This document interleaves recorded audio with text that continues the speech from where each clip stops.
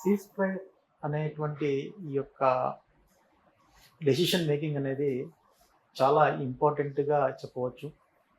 మొట్టమొదట ఈ యొక్క యుద్ధం వల్ల పాకిస్తాన్కి ఎక్కువ నష్టం కలిగినప్పటికీ మనకి కూడా ఈ యొక్క యుద్ధము కనీసము ఒక 15 రోజులు కన్నా జరిగితే 2.5 లక్షల కోట్ల వరకు నష్టం వచ్చే అవకాశం ఉందండి.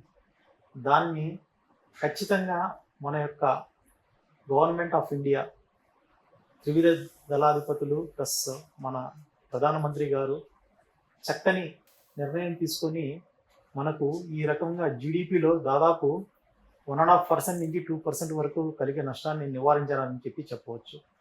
ఆ రకంగా చూసుకుంటున్నప్పుడు మనకు ఈ యొక్క స్టాక్ మార్కెట్లో కూడా అంటే ఈ యొక్క యుద్ధ భయాలతోటి గత నెల ఏప్రిల్ 22వ తేదీ నుంచి కూడా ఏదైతే పెహల్గామ్ ఇన్సిడెంట్ జరిగిందో అప్పటి నుంచి జరుగుతున్నటువంటి యుద్ధ భయాలతోటి స్టాక్ మార్కెట్ ప్రతిరోజు కొంత తగ్గిపోవడం ద్వారా ఆల్మోస్ట్ ఆల్ మనకు ఒక 50 లక్షల కోట్ల సంపద ఆవిరైపోయింది.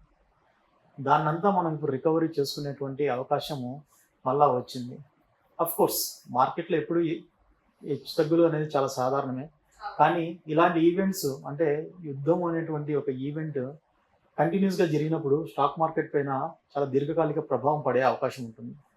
కాబట్టి ఇలాంటి వాటిని మనము సమర్థవంతంగా ఎదుర్కోవడంతో పాటు దానికి చక్కని సొల్యూషన్ తీసుకొని రావడం వల్ల ప్రధానమంత్రి గారు కానీ మన యొక్క ఆర్థిక వ్యవస్థకు చాలా చక్కగా ఉపయోగపడుతుందని నమ్ముతున్నాను.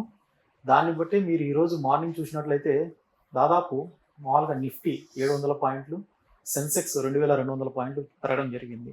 సో ఇది మనము లాంగ్ టర్మ్ గ్రోత్లో ఉన్నప్పుడు ఈ యొక్క జీడిపి మనము ఈ సంవత్సరం ఈ ఫైనాన్షియల్ ఇయర్కి 6.5 నుంచి ప్లాన్ చేసుకుంటున్నప్పుడు ఇలాంటి ఒడిదుడుకుల్ని మనము లాఘవంగా ఎదుర్కోవడం అనేది ఎంతైనా మన యొక్క అభివృద్ధికి ఉపయోగపడుతుందని అనుకుంటున్నాను.